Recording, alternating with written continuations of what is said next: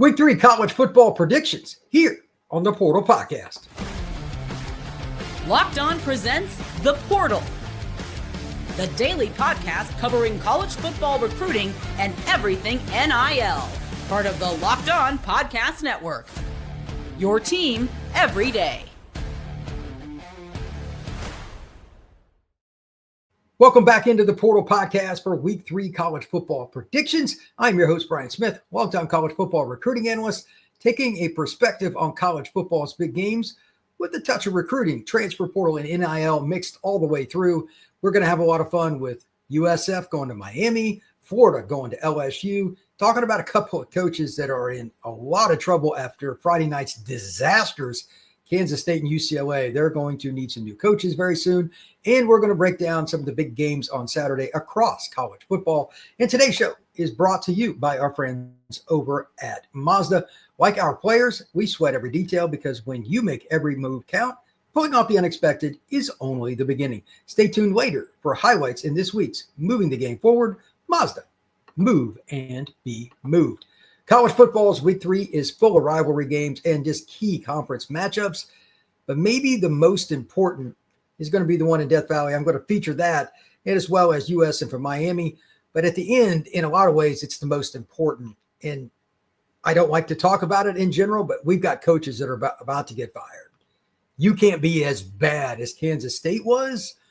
Kleiman's in a lot of trouble there. And then UCLA getting housed by New Mexico in the Rose Bowl. That is awful. UCLA football is a dumpster fire. That is going to be discussed quite a bit here on the Portal Podcast, probably several times. And look for me to be on Locked On UCLA Bruins pretty soon too, because, I have a feeling that we're going to have a lot to say. Zach over there is really good at his job, and I'll be on his show, I'm sure, this week very, very soon. With that being stated, I do want to start off again with the UF at LSU game. 2 points. Number one, it's obvious Billy Napier's on the hot seat. So how motivated are his players to come into this game just in general? How did they practice and all that? We're probably going to know early in the game. Second point, LSU's on a mission. Their defense is turning around. They're only giving up 44.5 yards rushing per game.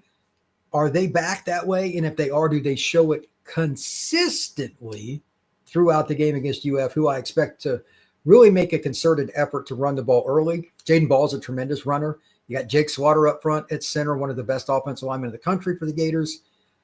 Dominic McKinley in the trenches for LSU. Watch that matchup. LSU's good up front, but if Florida withstands that early Death Valley first quarter, where it can go sideways for a lot of teams, if they get through that onslaught, does Florida make this a very close game? I say yes, because I think the players will play like they have nothing to lose. I don't trust Napier as a head coach on game day. Last weekend, his fourth quarter, and really throughout the game, lack of going for it on fourth down, not using DJ Lagway properly, and the timeouts, he's not good with clock management. But I expect Florida's players to play really hard. To that end, it's around 8.5 points. The last I saw on FanDuel, I think they're going to at least come within that distance, probably less than a touchdown. And I think this game will come down to the wire. A couple of points. By the way, neither offense has really done what you would think. LSU's replacing 4 offensive linemen, and their center got hurt in game 1 last week. We'll see if he plays. If not, DJ Chester will be in the lineup for the Tigers. But they're only averaging 118 yards a game on the ground. Even though they got Caden Durham, Harlan Berry, and a bunch of really talented backs, there's not a lot of room to run. Now, Smyer may have to throw it quite a bit, and that is something he's certainly good at. He just can't get too overzealous if Florida is playing cloud, playing sky, playing cover 4, different things to make it difficult to get the ball down the field. Will he be patient enough? And for the Gators, again, they got to find a way to get DJ loose and throwing the ball down the field, but Jaden Ball is still your bread and butter. Don't overcomplicate it. They've got to find a way to make that happen, though. And if they don't, they're only averaging 400 yards a game, and that includes a game against Long Island. No offense to them, but that's not really a football program that I'm going to be too concerned about. They need to figure it out pretty quick. They cannot get behind early. I've got LSU winning 31-27. I think Florida's just somewhere along the way is going to have a hiccup, whether it's a turnover, whether it's a bust in their secondary. I just don't trust that staff now. They have to earn that throughout the rest of the year. They got to go like 9-3 after this start, the way they looked against USF, to even for me to give them an average grade. Like that coaching staff just hasn't gotten it done. And Billy Napier is at the top of that. It is what it is. Next game I want to talk about is USF at Miami. Of course, they played at Florida this past week. And if you take nothing else from my thoughts on this game, note the following. This applies to any program from the G5, G6, going into the P4 and playing on the road. If you play a really tough game like an SEC opponent, win, lose, doesn't matter, you're going to be beat up in your next game. Well, now they got to go to Miami and play the Canes, and that's a physical football team too. I don't think that back-to-back works with the roster like USF, and I think they will run out of gas. It's 18.5-point favorite. I don't think it'll be that bad, but at the same time, Miami's a good football team that just tries to grind you into the dirt. They don't necessarily want to just outscore you.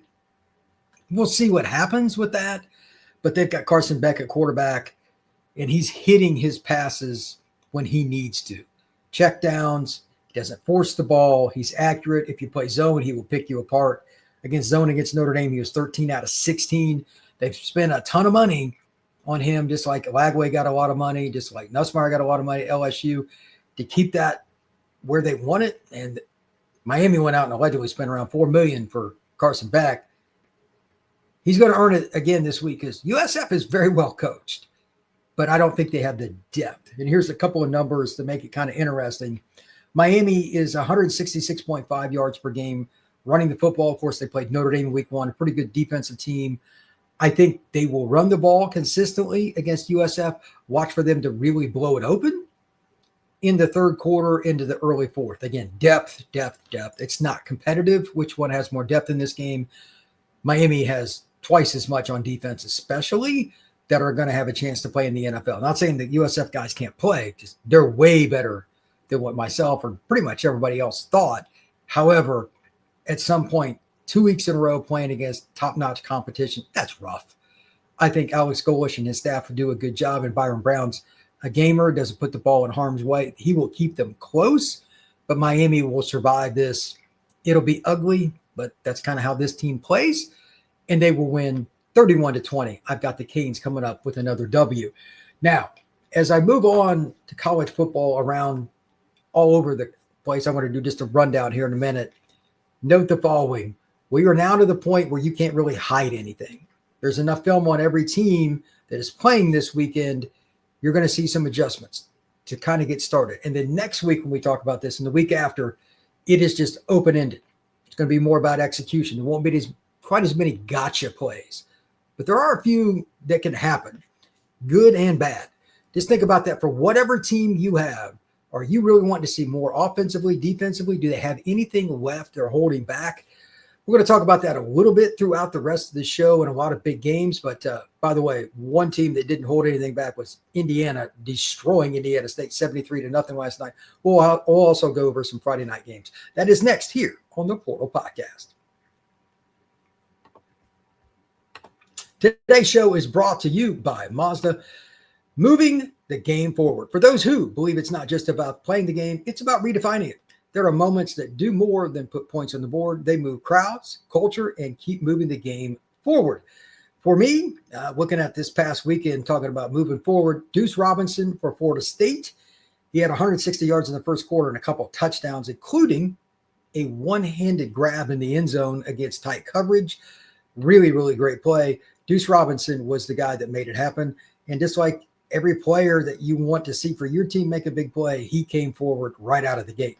When you follow what moves you, the unexpected is only the beginning. And just like there's more to every highlight, there's more to a Mazda vehicle. Mazda, move and be moved.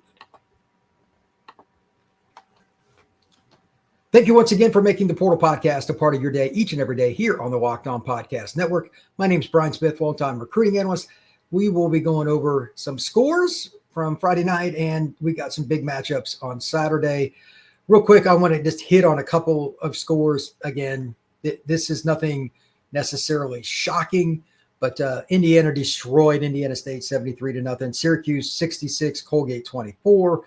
Houston, I mean, they looked a lot better than Colorado, except for about half a quarter, late second quarter, early third quarter for Colorado.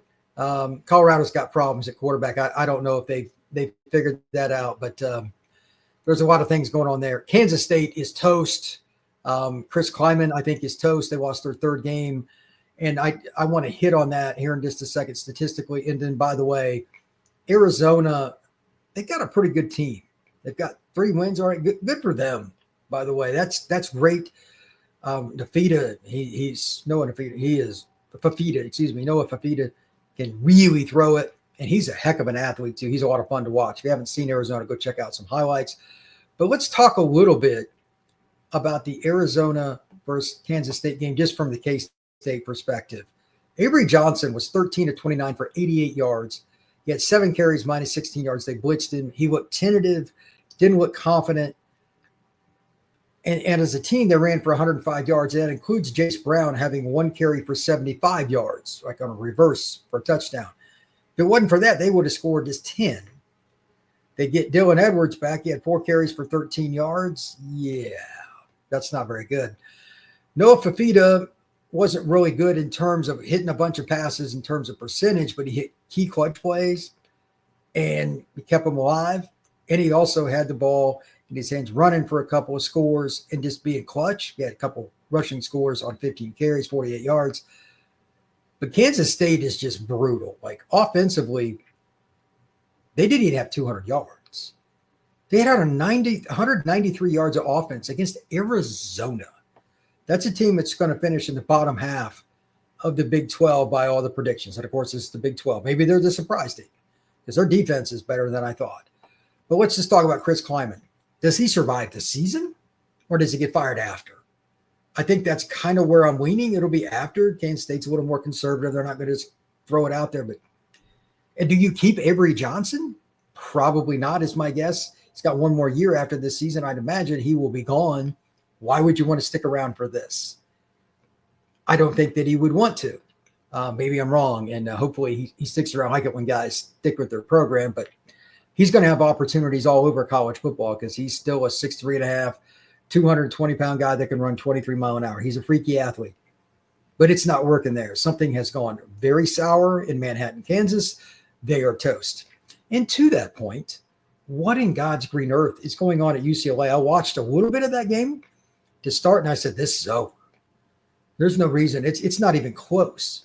New Mexico just ran it down their throat. Running the ball, 46 carries, 298 yards, 6.5 yards per carry, 3 touchdowns.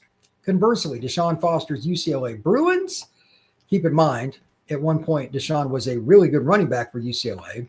So this is ironic. 22 carries, 109 yards, average 5 yards a tote, but no touchdowns. Nico Iamaleva, 22 of 34. It's not bad. 217 yards, but only 6.4 yards per attempt, 1 pick, 1 touchdown. They were destroyed 35-10. The big issue here is just no defense. They are awful. Part of this is on the UCLA administration and the state and how they do things. They don't have the right NIL. They're not even in the stratosphere where they need to be. And defensively and keeping their players, all that, they're in a lot of trouble. But Deshaun Foster is only in year 2, but this is horrific. I don't know if they'll fire him again. That's a very, there's no nice way to say this, very cheap program. They don't want to spend any money. So they probably don't want to fire Deshaun, pay him out and hire another guy, but he's not the answer. You got annihilated at home by New Mexico, 35-10, and it was never close. It was never close. And they really poured it on in the fourth quarter. I know the score was 14-10 going into the fourth, but just the way they physically beat up on UCLA made this game not that competitive. I don't think there's any way that you could sit there and say that UCLA is trending in any form in the right direction. You can't. They're not consistent with their offensive production. They're not consistent with their ability to do anything defensively. Like they just got ran over again. 298 yards to New Mexico in the Rose Bowl. That's a problem. So we're going to see a coaching change either this year or next year at UCLA. I just think it's a matter of when, not if. As for the rest of the college football rundown here, let's just kind of go through it. Some of the big games and just interesting matchups in general. The first one is just how many will it be? Oregon at Northwestern on Fox at noon. I think that's going to be a 56-3 game. We'll see. Clemson at Georgia Tech, I think will be close, but I like Clemson. Oklahoma at Temple at noon as well. That's on ESPN2. Bama, I think they'll cover, but I don't think it'll be as big as some people think. 42-21, something like that. Bama will beat Wisconsin. That is on ABC at noon. A little bit later in the day, you got some interesting games, but nothing like really shocking in the middle of this weekend. Penn State's got a tune-up game against Villanova. We'll see. By the way, Georgia, Tennessee, I like Georgia big. I talked about that earlier this week. I thought that was a night game. That game is at 3:30 on ABC. Oregon State at Texas Tech. Texas Tech's got a chance to run that up at 3:30. ESPN's 3:30 game normally it would be good when you think Pittsburgh at West Virginia, but I think West Virginia is totally rebuilding. I like Pittsburgh by double digits there. You got Iowa State at Arkansas State. Iowa State's a sneaky team. Maybe they end up winning the Big 12. ESPN has a game at 7 o'clock that's pretty interesting. That's kind of going under the radar. We got Arkansas at Ole Miss. That's going to be a good one. And then a little bit later on, when we really get rolling, Florida at LSU, I already talked about. That's 7:30 on ABC. NBC's got the A&M at Notre Dame game. I like the Irish by 7, 24-17. And we also have ESPN2, Duke at Tulane. A lot of irony in that game. You got Darian Mensah, the quarterback for Duke, who came over from Tulane, but Duke's playing at Tulane. A lot of rather interesting thoughts on that one, I'm sure, from some of the Tulane defensive players. They'd like a shot at their old teammate. We got Air Force at Utah State. That'll just be a fun game. Fox Sports 1 at 9:45. We got Minnesota at Cal. That game, a lot of people aren't going to talk about, but the freshman at Cal, the quarterback, is really, really good. Make sure if you get a chance, you're up late, you need to watch him a little bit. He is a very, very good football player. No doubt about it. So interesting slate of games. And there's a lot of other ones that aren't as interesting to me, but that you're probably going to find at least somewhat interesting. A lot of different matchups within the conferences, but there's nothing quite like that Florida LSU game in terms of intrigue for me. That's why I led off today. So I hope you enjoyed it. Thank you very much for tuning in. Please like and subscribe to the Portal Podcast. We will see you again soon here on the Portal Podcast.